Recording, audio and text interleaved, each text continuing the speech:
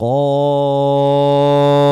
والقرآن المجيد بل عجبوا أن جاءهم منذر منهم فقال الكافرون هذا شيء عجيب أإذا متنا وكنا ترابا ذلك رجع بعيد قد علمنا ما تنقص الأرض منهم وعندنا كتاب حفيظ بل كذبوا بالحق لما جاءهم فهم في أمر مريج أفلم ينظروا إلى السماء فوقهم كيف بنيناها وزيناها وما لها من فروج والأرض مددناها وألقينا فيها رواسي وأنبتنا فيها من كل زوج بهيج تبصرة وذكرى لكل عبد منيب ونزلنا من السماء ماء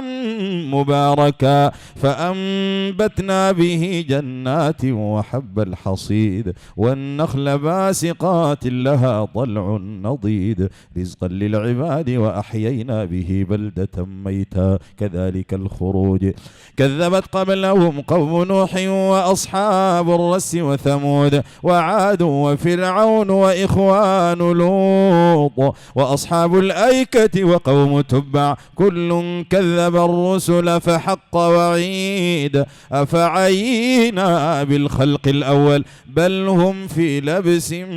من خلق جديد ولقد خلقنا الإنسان ونعلم ما توسوس به نفسه ونحن أقرب إليه من حبل الوريد إذ يتلقى المتلقيان عن اليمين وعن الشمال قعيد ما يلفظ من قول إلا لديه رقيب عتيد وجاءت سكرة الموت بالحق ذلك ما كنت منه تحيد ونفخ في الصور ذلك يوم الوعيد وجاءت كل نفس معها سائق وشهيد لقد كنت في غفلة من هذا فكشفنا عنك غطاءك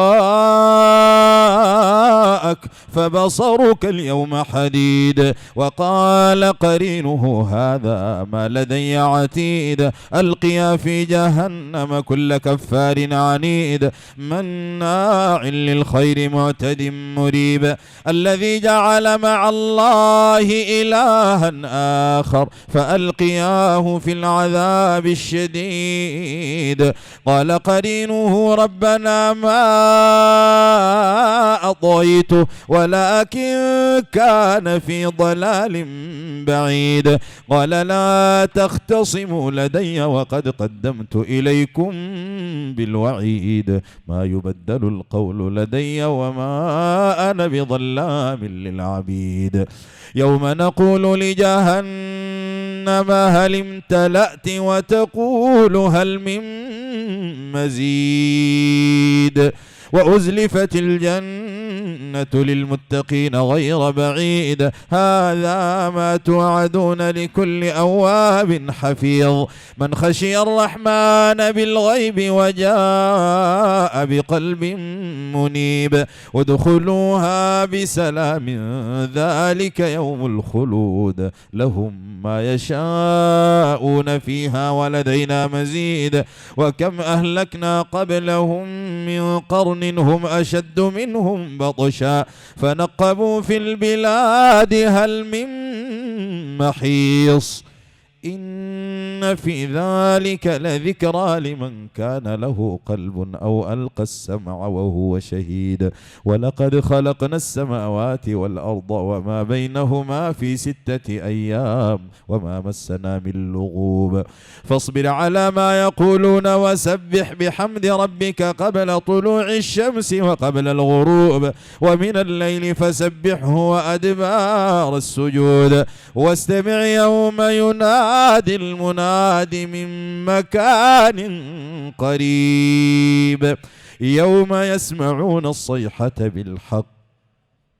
ذلك يوم الخروج إنا نحن نحيي ونميت وإلينا المصير يوم تشقق الأرض عنهم سراعا ذلك حشر علينا يسير نحن أعلم بما يقولون وما أنت عليهم بجبار فذكر بالقرآن من يخاف وعيد